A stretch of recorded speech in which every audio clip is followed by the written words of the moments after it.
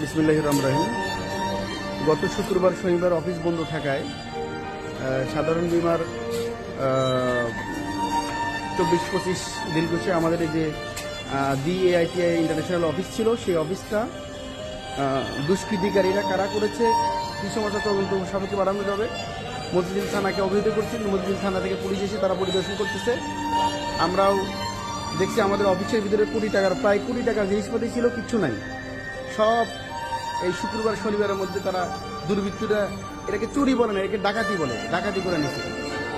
Office করার মতো কোনো পরিবেশ নাই এবং আমরা এই ঘটনার তীব্র নিন্দা জানাচ্ছি এবং প্রশাসনকে আমি অনুরোধ করব, এই দুষ্কৃতিকারীরা যারা করেছে, আমি ধারণা করছি যারা 1,74,00,000 টাকা সরকারের ভাড়া বাকি রেখে তারা এই কর্মগুলো করছে, দিয়ে জোরদখল করে আওয়ামী ফ্যাসিস্টের সময় তারা এই জোরদখল করে সরকারি ভাড়া প্রদান করে না এবং বর্তমান আমাদের সাথে আমাদের অফিসটা তছনছ করে প্রায় কোটি টাকার ক্ষতি করেছে। আমরা এই ঘটনার তীব্র নিন্দা জানাই এবং অবিলম্বে এই অপরাধীকে শনাক্ত করে দৃষ্টান্তমূলক শাস্তির দাবি জানাচ্ছি।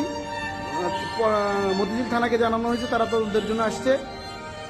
আশা করি তারা তদন্ত করে যথাযথ ব্যবস্থা নেবে ইনশাল্লাহ। আসসালামু আলাইকুম।